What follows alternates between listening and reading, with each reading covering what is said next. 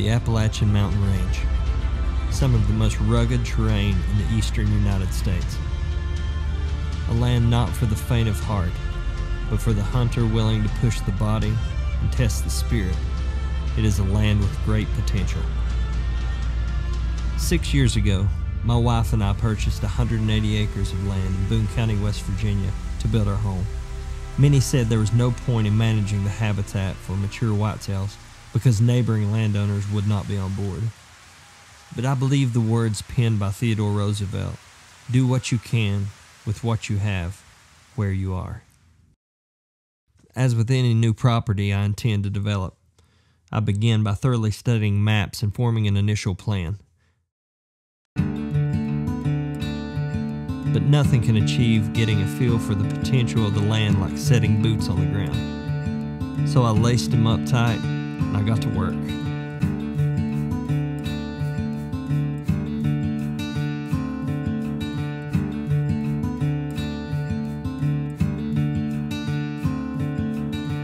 My first walk through the property, I immediately saw that I needed to clear some of the old growth forests to create bedding habitat, early successional growth, and fields in the few flat areas that we had in the creek bottoms.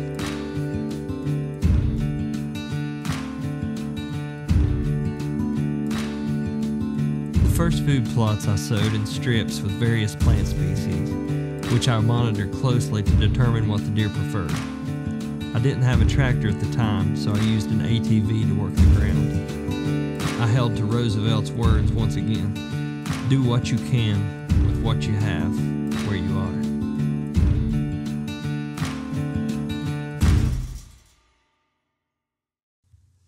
Reflecting back to 2012, I did not see a single buck the first year I started working the land.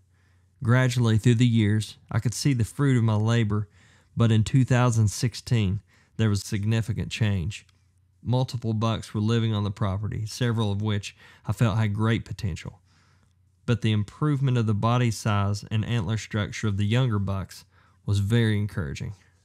Later that year, I learned a beautiful young buck with a third main beam fell to EHD, and a young 10-point with great potential was harvested on an adjacent property during rifle season.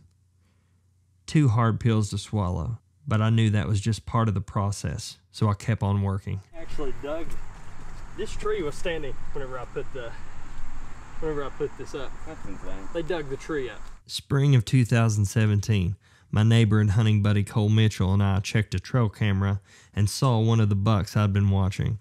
He'd exploded from a 3.5-year-old 120-inch 8-point the year before to a 4-year-old 11-point that was pushing 160 inches. Needless to say, he had my attention.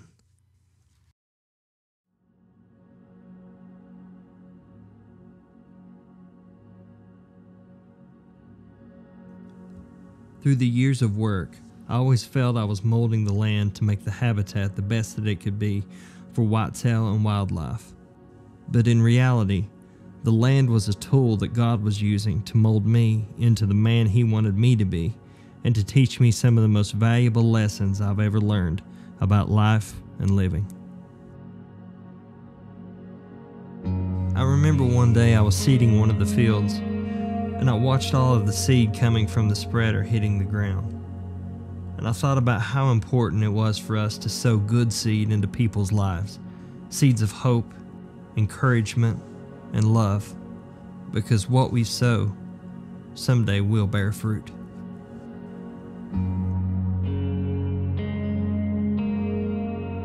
Love seeing these growing. It's starting to come up pretty good. The old radish. Yeah, man. And to see those seeds that were planted play a part in producing the memory of my wife harvesting her first deer and the first deer ever taken from the property was something I will forever be grateful for. The population of the deer on the property grew beyond the carrying capacity of the area that I had available to create food sources. So I built 2 supplemental feeders. At first I thought this would be a grueling task to do it correctly, filling them up daily. But it has become an activity my daughter and I enjoy sharing together. A beautiful example of how time spent in the outdoors can bring family and people closer together when we involve them in our journey.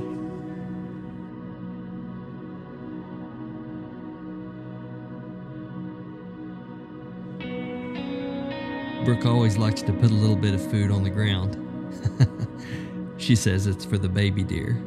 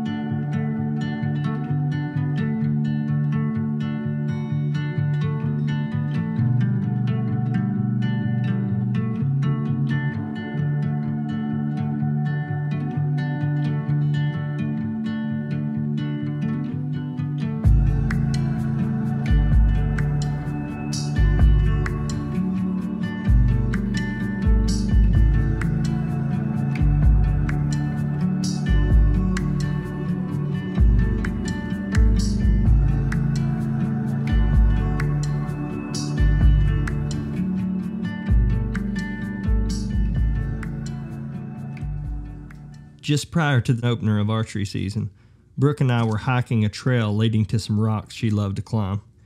We came across a huge bed, and I immediately thought this would be a prime place for the big boy to be bedding.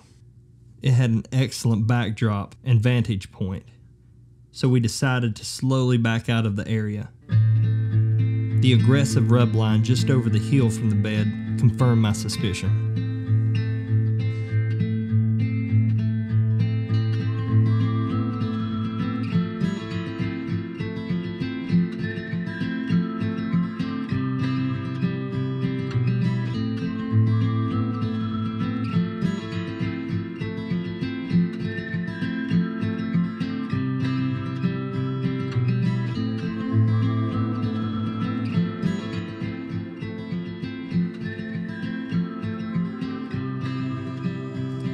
I watched this buck grow the past few years, but this year I carefully examined his development, and I decided to commit to filming that process. In June, I noticed he had a great frame. His G4s were looking solid, and his brow tines had grown from last year.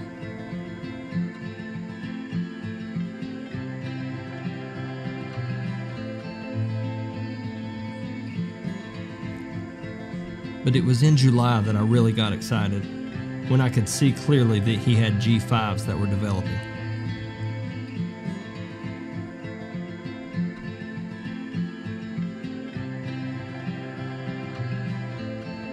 By August, we knew that he was going to be something special, potentially a net Boone and Crockett buck.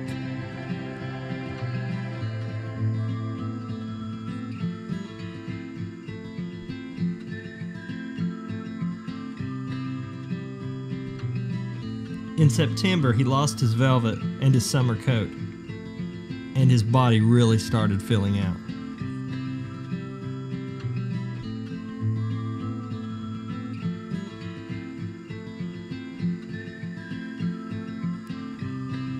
For 15 years, I'd been managing properties for my hunting crew and I, as well as helping other people. I applied methods I had learned from Dr. Grant Woods, other fellow biologists, and the QDMA, keeping the primary focus on managing the herd for age structure. With proper nutrition, lack of stress, and the ability to reach maturity, bucks can reach their genetic potential in both terms of body and antler size. Studying the characteristics of a deer's body through its process is a great tool for aging deer. This buck was living proof that managing for age structure absolutely works. The end of September was approaching, and he was becoming very territorial, making scrapes, rubs, and sparring with the younger bucks. For months, I had been in strict preparation mode, shooting my bow, formulating a plan, and fine-tuning my process.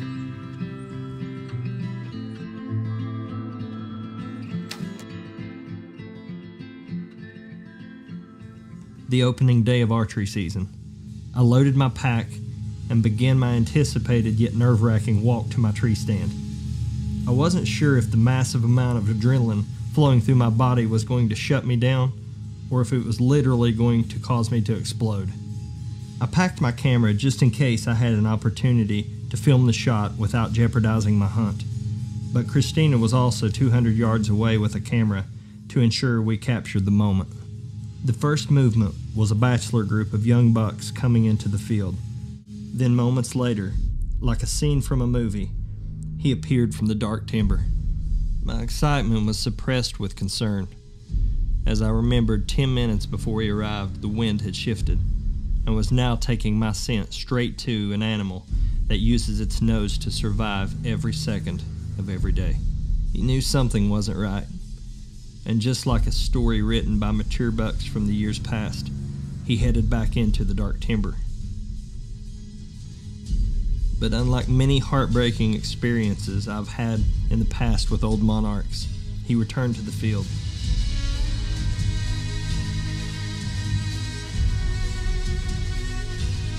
I kept expecting him to bolt at any moment, but he just kept checking the wind. And each time he did, I was looking for his white tail to wave goodbye, potentially forever.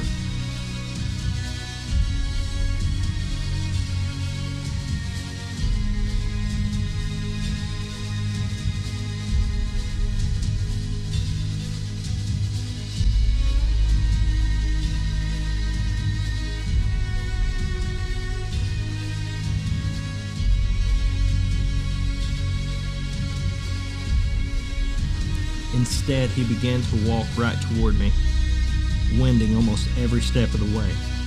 I stayed tight to the tree, making my movements minimal, 40 feet in the poplar tree I was in.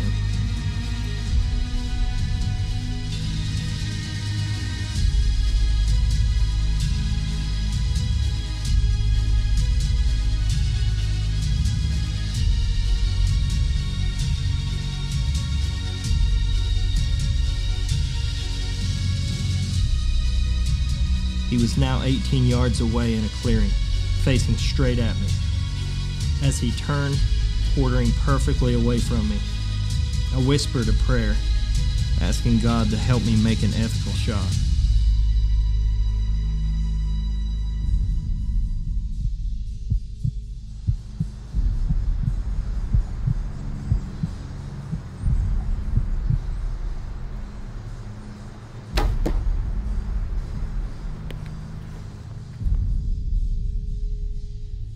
Only time would tell if my prayer was answered.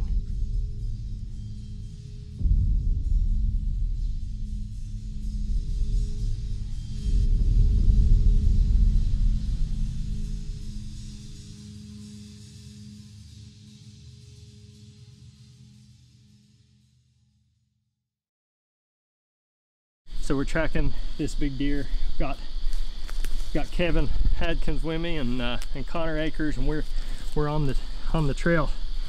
The blood is not really good, but I think it may have passed through him. Don't you think, Kev?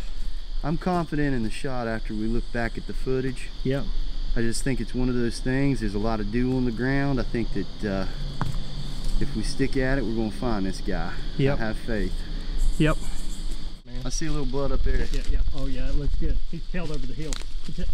Look there. Look there. Yes. Woo! David Miller. Hey, God bless you, man. That is awesome, dude. Amazing. Let's get that. A beautiful 6x6. Oh my goodness. Unreal. Jeez, old Pete, David. This is 30 years that I've carried a bow in the woods, chasing whitetails. And this is either my biggest to date or number 2. Amazing. I'm unbelievable. Amazing. I'm lost for words. Unreal.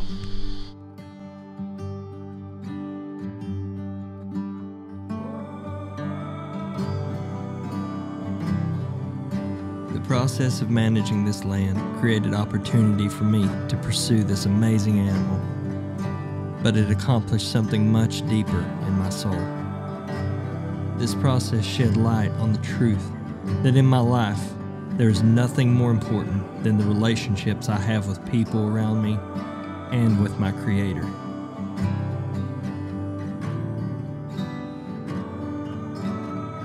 I've seen clearly through this process the importance of including people in my journey.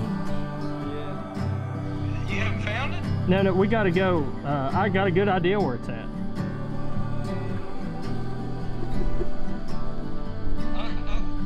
I cannot believe you. And allowing the time that we spend together in creation to strengthen the bond between us.